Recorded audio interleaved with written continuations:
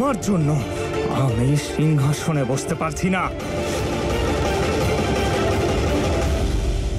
মা বলেছেন শোভন তার নতুন বউয়ের আগে আমাদের বাচ্চা জন্ম দিতে হবে, মানে দিতেই হবে। আর যদি আমরা সেটা না করি তাহলে আমার মা এই বাড়ির চাকর বানিয়ে দেবে আমাদের দুজনকে।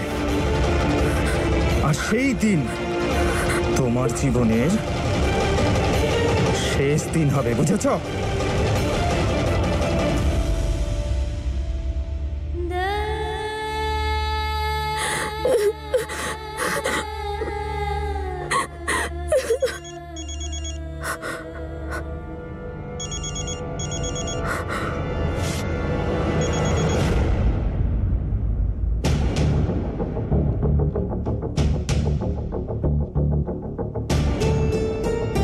ফুল, এসো।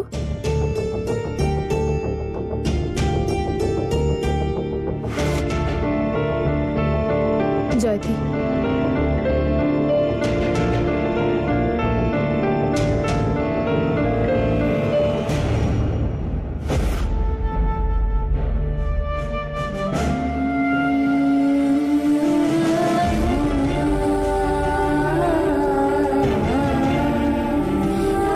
দিদি, এসব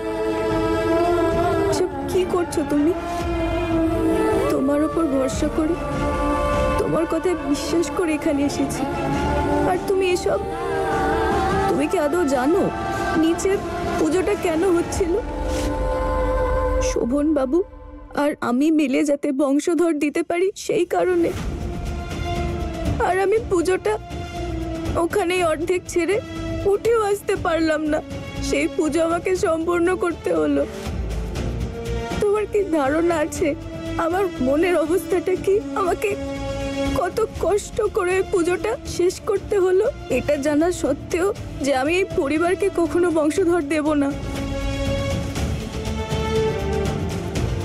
কি করে আমি নিজের চোখে চোখ রাখবো? আমি আজ ভগবানের সামনে তাকে সাক্ষী রেখে পূজা শেষ করলাম, যেটা আমার করা উচিত হয়নি।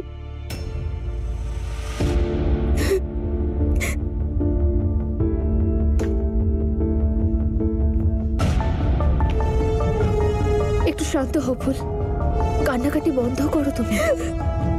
এই নাও, জল খেয়ে নাও।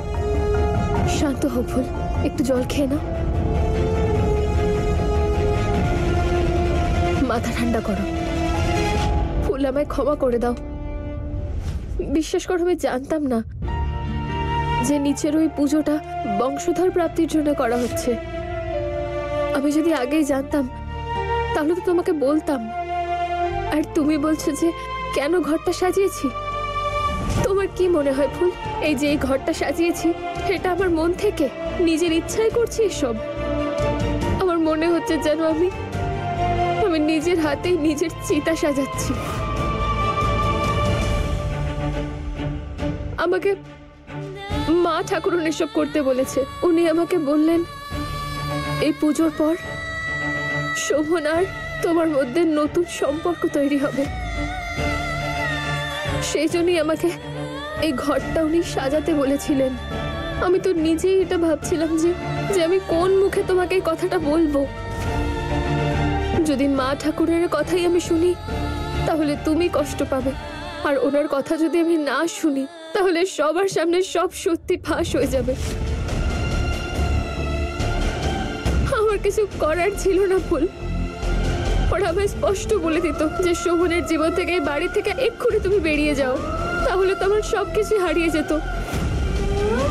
আর তার চেয়ে বড় কথা হলো, তোমার নিশ্চয় মনে আছে ফুল আমার মায়ের কথা? আমি আমার মাকেও হারিয়ে ফেলতাম। যদি মাকে হারিয়ে ফেলি তাহলে আমার কি হবে বলো? আমার মাটা। না তারা দিদি, এভাবে বলতে নেই। আমাকেও তো মাই বড় করেছে, আর আমি বুঝি যে আমাদের জীবনে মায়ের গুরুত্ব কতটা। মা না থাকলে কি হয়, এই জন্যই তো আমি এখানে এসেছি। আমি জানি যে তুমি এই কঠিন পরিস্থিতিতে নিজের অজান্তেই ফেসে আছো, কিন্তু কখনো কখনো কষ্ট আমাদের সহ্যের সীমাও ছাড়িয়ে যায়। আমি বুঝতে পারছি ফুল, এইসব যখন আমার জন্য এতটা কষ্টকর, আমি যখন সহ্য করতে পারছি না, তখন তোমার জন্য এটা ততটাই কষ্টকর। দেখো, তোমার যখনই দম বন্ধ লাগবে, যখনই কাউকে মনের কথা বলতে চাইবে, জেনে রেখো আমি তোমার পাশে আছি। তুমি তোমার মনের কথা সব আমাকে বলো। তাহলে তুমি তোমার এই দিদিকে এইটুকু সাহায্য করতে পারবে তো ফুল? দেখো, মা ঠাকুরের জন্য এটাই মনে হয় যে তোমার এই বাড়িতে থাকতে কোনো অসুবিধা নেই। তুমি এই মিথ্যে নাটকটা সবার সামনে এইভাবেই চালিয়ে যেও। আর আমি তোমায় কথা দিচ্ছি, তোমার সাথে কোনো অন্যায় হতে দেব না আমি। তুমি আমায় ভরসা করো তো ফুল? আমি তোমাকে ভরসা করেই তো এই পরিবারে এসেছি। আমি তোমার এই ভরসা কখনো ভাঙবো না ফুল। আমি এখন আসি, কেমন? যদি মা ঠাকুরন দেখতে পান আমি তোমার সঙ্গে কথা বলছি, তাহলে জানি না উনি আমায় কি জিজ্ঞাসা করে বসেন। আমি আসছি ফুল।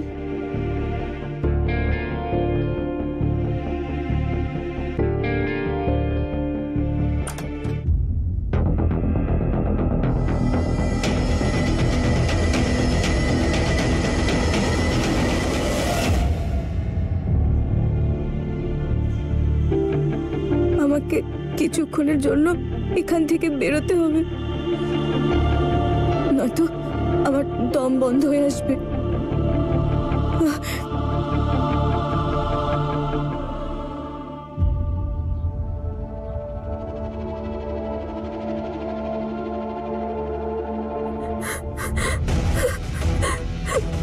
কে কাঁদছে ওখানে?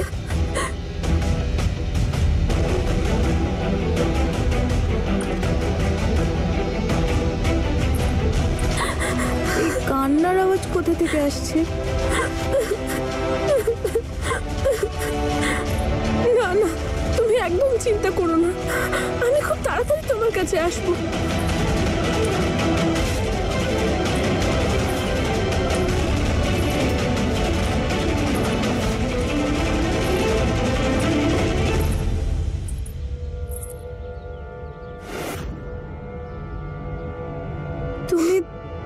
তুমি কাঁদছো কেন? কি হয়েছে? না না, কিছুই না, ওই চোখে হয়তো কিছু পড়েছিল। আরে তুমি, ওর আবার কি হলো? ও তো কখনো আমার সঙ্গে এভাবে কথা বলে না। শোনো কানাই, ওর একটু খেয়াল রেখো, ওর যেন কোনো সমস্যা না হয়।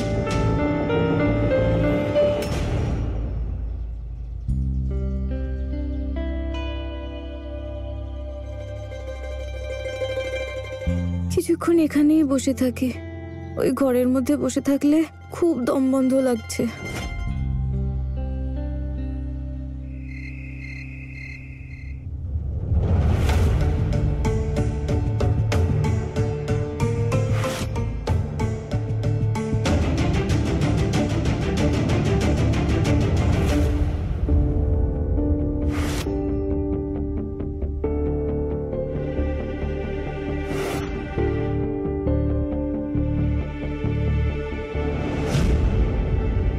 ছোট মা, এসব কি?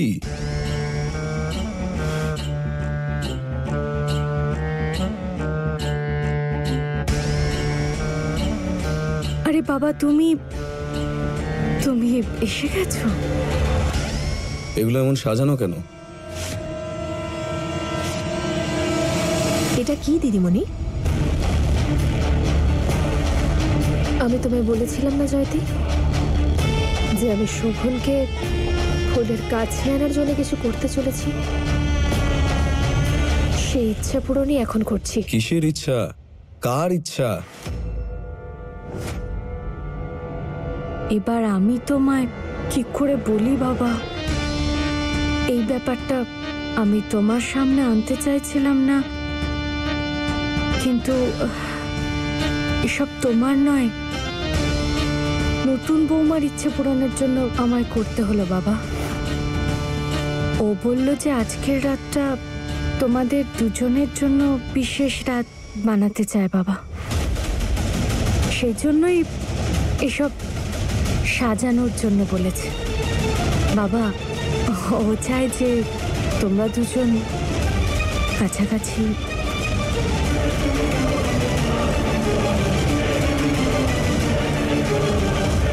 দিদিমণি, এই বাদামের দুধ ওনাদের দুজনকে একে অপরের কাছে আনবে? দিদিমণি, আপনি একটু বেশি আশা করছেন না তো? এটা সামান্য বাদাম দেওয়া দুধ নয়,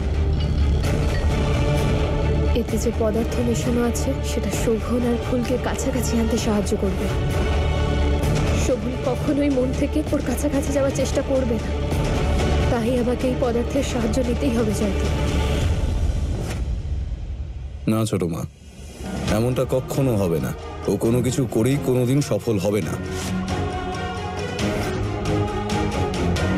তোমার বলায় কি হবে বাবা? নতুন বৌমা তো পুরোপুরি তৈরি হয়ে তোমার জন্য অপেক্ষা করছে। বাবা, তুমি আমায় ভুল বুঝো না, কিন্তু আমি তো শুধু তোমাকে সতর্ক করে আগত সময়ের জন্য প্রস্তুত করছি, যাতে তুমি হঠাৎ করে চমকে না যাও। তোমাকে আমি জন্ম দিইনি তাতে কি? অজয় বাবার থেকে বেশি ভালোবেসেছি তোমায়, তাই তোমার কষ্টটা বুঝি। কিন্তু সাথে এটাও তোমায় বলবো বাবা যে এবার তুমি স্বীকার করেই নাও। আরে কতদিন আর এভাবে চলবে শোভন বাবা? নতুন বৌমা তো এসেই যেন মা ঠাকুরনের প্রিয় হয়ে উঠেছে, আর ও তো প্রথম থেকেই ভীষণ চালাক। আরে তুমি জানো না না, আজ বাড়িতে বংশধর পাওয়ার পুজো করেছে। নতুন বৌমাই তো করেছে ওই পুজো। সত্যি বলছি, এত সুন্দর জীবন্ত গণেশ মূর্তি বানিয়েছে বৌমা, মনে হচ্ছিল এক্ষুনি কথা বলে উঠবে। আর সেরকমই পুত্র সন্তান চাই তোমার থেকে। বাবা, নতুন বৌমা কিন্তু জানে যদি তোমার মন আর এই বাড়িতে জায়গা করতে হয়, তাহলে এই বাড়িতে বংশধর আনতেই হবে।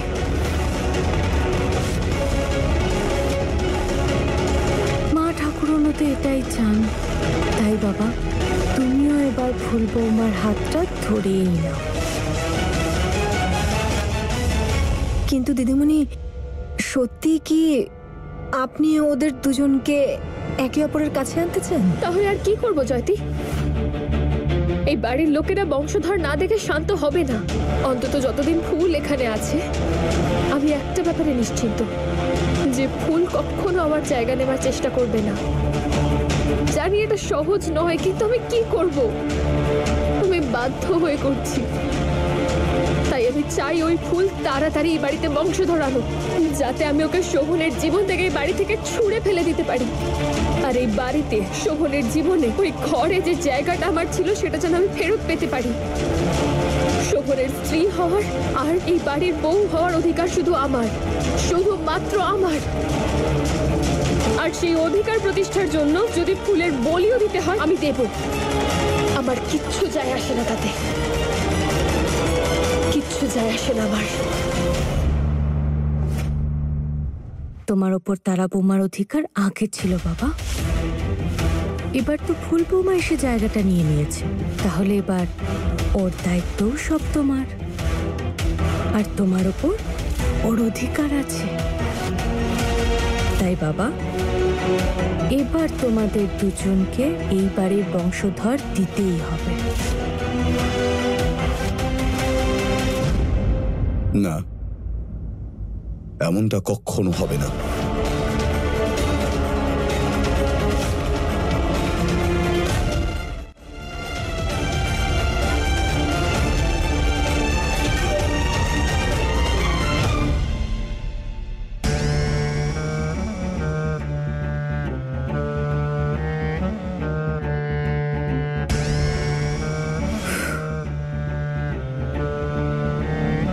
এই আগুন তো নিভিয়ে দিলাম, কিন্তু শোভন বাবার মনে এমন আগুন লাগিয়েছি যে সব কিছু ধূলিসাৎ হয়ে যাবে।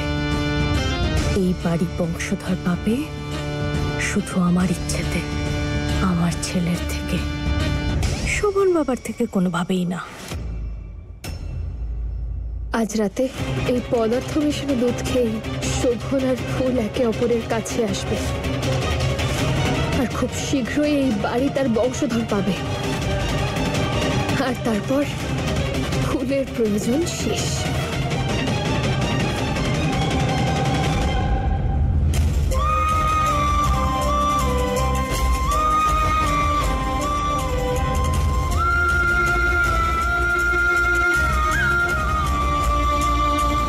তারা দিদিকে কথা দিয়েছি, সেটা তো রাখতেই হবে। প্রথমে মা ঠাকুরনের পুজো, আর এখন এটা খুব কঠিন আমার কাছে। আমি শোভন বাবুর সামনে কি করে যাব? কি ভাববেন উনি? কিন্তু যদি ঘরে না যাই তাহলে বাড়ির লোক সন্দেহ করবে, আর তারা দিদি তখন খুব অসুবিধায় পড়বে। কি করব কানাই? কি করে মুক্তি পাবো এসবের থেকে?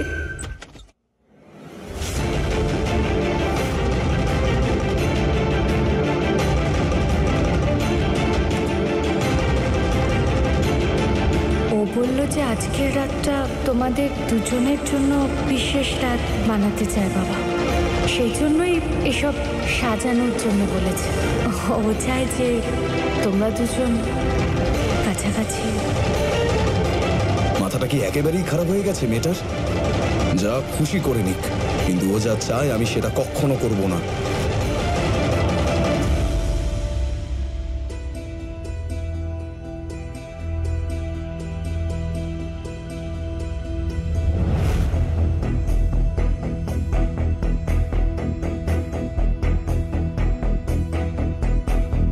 ফুল,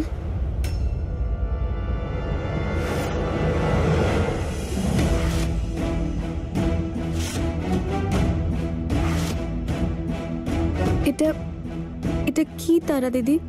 আসলে আজ বাড়িতে পুজো ছিল তো, তাই মা ঠাকুরন তোমার জন্য আর শোভনের জন্য প্রসাদ পাঠিয়েছেন। তোমাদের দুজনকে এটা শেষ করতে হবে। তুমি কি ভাবছো ফুল? দেখো ফুল, এটা শুধুমাত্র প্রসাদ। প্রসাদকে উপেক্ষা করে ভগবানকে তো অপমান করা যায় না, তাই না? প্লিজ ফুল, তুমি একটু দেখো এই প্রসাদের যেন অসম্মান না হয়। তুমি আর শোভন মিলে এটা শেষ করে নিও। যদি মা ঠাকুরন জানতে পারেন তোমরা এই প্রসাদটা শেষ করোনি, তাহলে ওনার সমস্ত রাগ আমার ওপর এসে পড়বে। প্লিজ ফুল, আমাকে নিজের মতো করে সম্পূর্ণ চেষ্টা করতে হবে। এখন শুধু এটাই প্রার্থনা যে ওরা যেন দুধটা খেয়ে নেয়।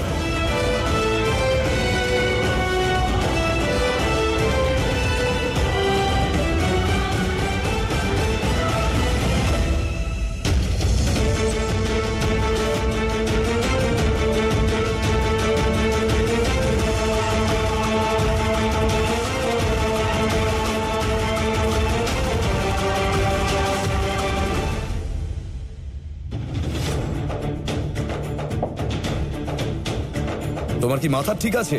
কি এসব?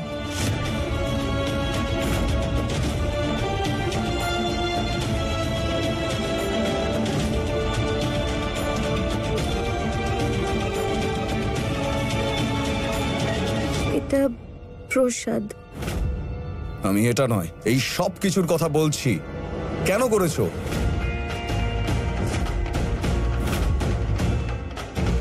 এগুলো তো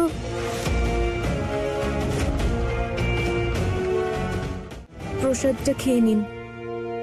আমি তোমার হাতের বানানো কিচ্ছু চাই না, না এই প্রসাদ না বিষ। মাথায় ঢুকেছে? কিন্তু আমি তো এটা বানাইনি।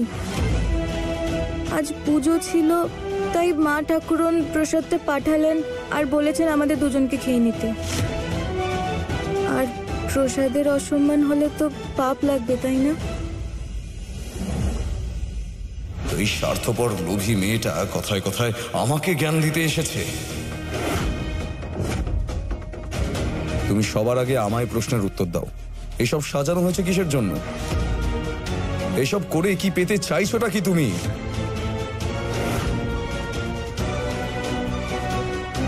আমার কিছু চাই না, আপনি শুধু প্রসাদটা খেয়ে নিন।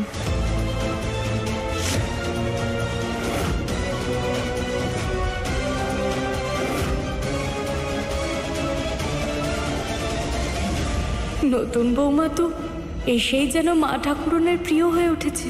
আর ও তো প্রথম থেকেই ভীষণ চালাক।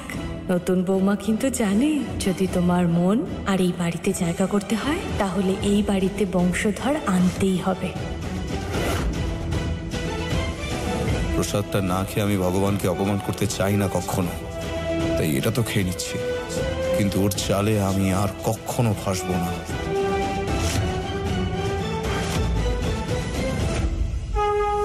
হে কানাই, আমি আর পেরে উঠছি না, আর তোমার সামনে এই গ্লাস দুটো রাখছি। তারপর তুমিই ঠিক করো তুমি কি করবে আর কিভাবে করবে।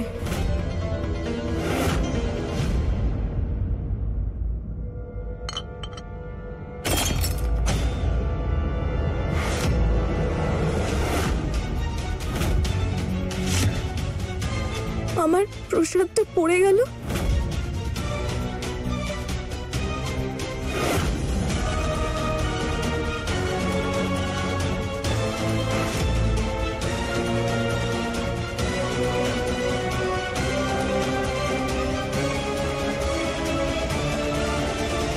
খুশি? এবার তোমার সমস্ত ইচ্ছে অপূর্ণই থেকে যাবে, কারণ আমাদের মধ্যে কোনোদিন কিচ্ছু হবে না।